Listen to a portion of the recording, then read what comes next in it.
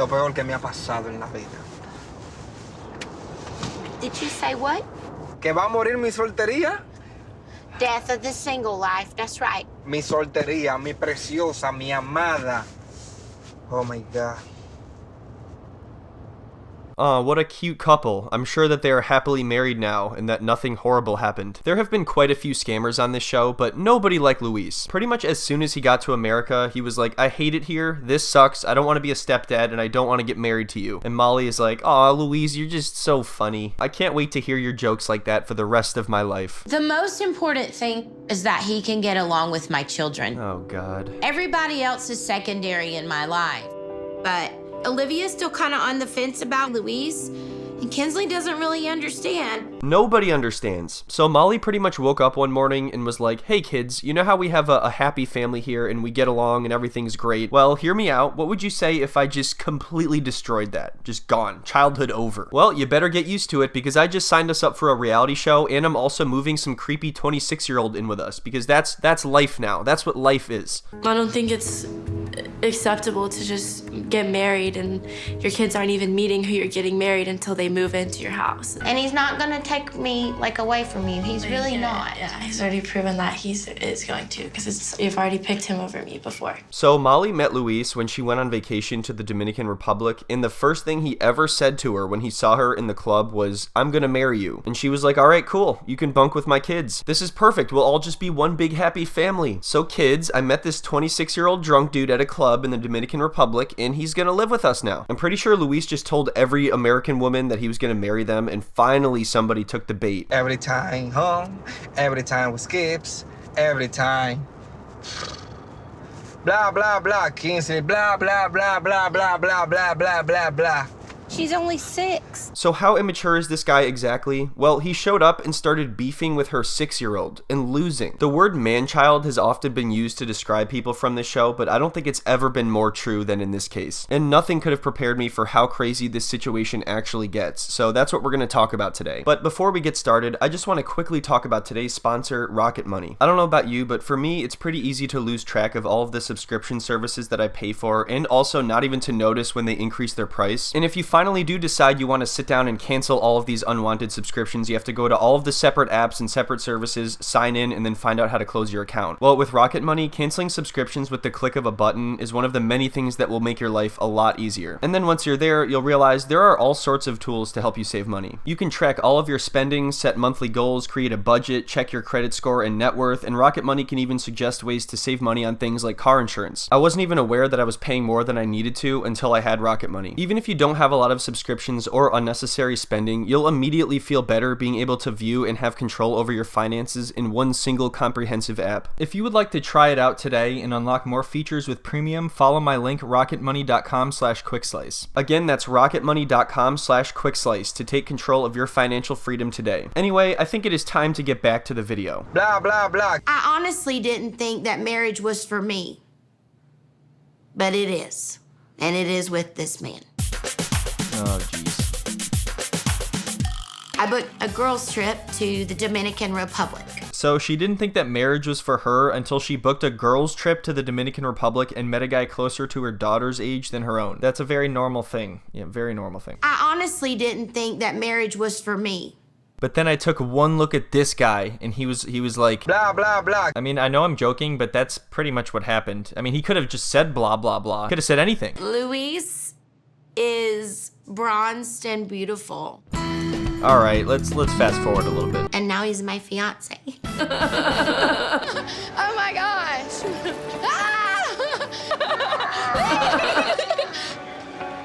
I'm so excited! So Molly is trying to trick her 6-year-old daughter into thinking that this is normal and not insanely weird, but luckily she is able to see through Luis, even if her mother is not. Within 30 minutes of meeting him, she's like, this guy sucks. He'll never be my father. You serious, Mom? This guy, this bozo, this is the one? Really? Okay, whatever. Why do I have the feeling he's gonna steal all of my crayons?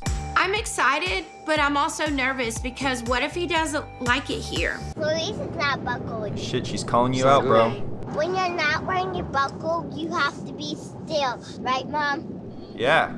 Mom, Luis is not buckled. Also, he's a scammer and a dumbass. Like, just get rid of this guy. I'm supposed to be watching Peppa Pig at home right now. I'm not supposed to be worried about things like this, but because of your craziness, this is my life. Something that annoys me is right away, Molly's older daughter wants nothing to do with Luis, and she doesn't want to have any kind of relationship with him, which is completely understandable when you have a random stranger moving into your house where you live, and your mom doesn't see that he's just taking advantage of you. I would be really frustrated, and I certainly wouldn't want a relationship with this guy either, but then they all act like she is the problem. Olivia! What? Come here, please. I don't want 2 minutes. Damn it. Just please come upstairs for 2 minutes and just come upstairs. Just come say hi. Hey, you better get up here because he's going to town on your Kraft singles. Like, he just went straight for the fridge as soon as he got in here. Not even with crackers or anything. He's just going. Anyway, you better get up here because you're being rude. In my opinion, if you already have children, you're not just looking for a partner, you're looking for another parent. Even if Luis was the nicest person in the world, which he definitely isn't, he's clearly not in the part of his life where he's ready to be a father. Luis knows this, Molly's children both know this, and deep down, Molly knows this as well because it's obvious. The guy's 26 and she met him in a club. You don't want to stay? No. Can you not just stay home, please? No. Olivia tampoco respeta a su madre mucho. Si yo hubiese tenido la misma actitud que tiene Olivia con mi padre. Well, believe it or not, respect has to go both ways, and you can't just force somebody to accept this. And I don't know about you, but in my opinion, it's incredibly disrespectful to her daughter's feelings to move this guy in before they've even met him. The fact that she thinks this is all gonna go super smoothly and be fine and dandy is infuriating. Olivia's having an extremely hard time. I'll see everyone tomorrow. I always put my kids first. Yeah, But okay. Olivia's gonna have to learn how to share me because it's not just she and I anymore. It's not just she and I anymore. It's she, I, and Luis. At least until he gets his green card and takes off in the night. And this is a house. Oh, that's funny. I don't remember saying you could touch my chalk, but go ahead. Do you know how do you say father in Spanish? Oh no, don't do it. Don't say it. Don't do it. Padre. So she sees through his BS pretty much right away. As soon as he starts to do this whole father routine, she's like, no, I have a father. You smell like beef and cheese and you rolled out of bed at 1 p.m. You're not my dad. I am your new father, your new padre. Why I already not? have a dad. No, Yes, I do. not me. Nope. Are you sure? Never. Never do. Never. Honestly, good for this 6-year-old girl for having more sense than her mother. I think she can just feel the insincerity and the creepiness emitting from this man. Anyway, things are going horribly, so now it's time to get matching tattoos, of course. Why not? I want to make a tattoo here. Yes, it's nice. So how did you guys meet? I was ordering a drink. And he pretty much said, I'm gonna marry you. And I was like, vodka tonic.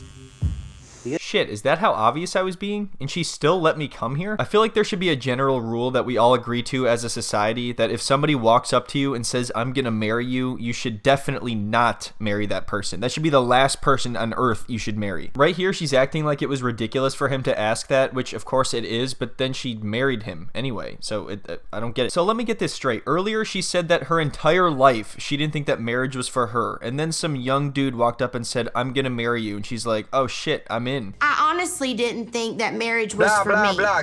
Yeah, you know, when you're on a K-1 visa, you only have 90 days. So we're Y'all gotta. pretty far Death of into the this. single It's life. either, That's right. I think everything just hit this guy all at once and his brain is malfunctioning. The tattoo artist is like, is this guy okay? This is the guy you're getting married to? Is he short-circuiting? Is that a tear? I'm a little nervous, but not really. I think I'm more nervous for Luis just because he's taken on me and my 2 kids. Oh, don't worry about him. He'll be fine. He's taken off after the wedding. So anyway, things continue like this for a little while. Luis proposes to Molly on the beach. But then Luis begins to show his true colors as everything starts to unravel, and even Molly can't deny it anymore. There's a reason I referred to him as creepy earlier, and it's because of the way he talks to Molly's teenage daughter. She complains about them being too affectionate in front of her, and then Luis tells her maybe she needs a real boyfriend if she's too uncomfortable with kissing. Olivia, you don't like the people kiss on the street. I mean, you can kiss, but you guys are like, You need a real boyfriend. I do have a real boyfriend. No.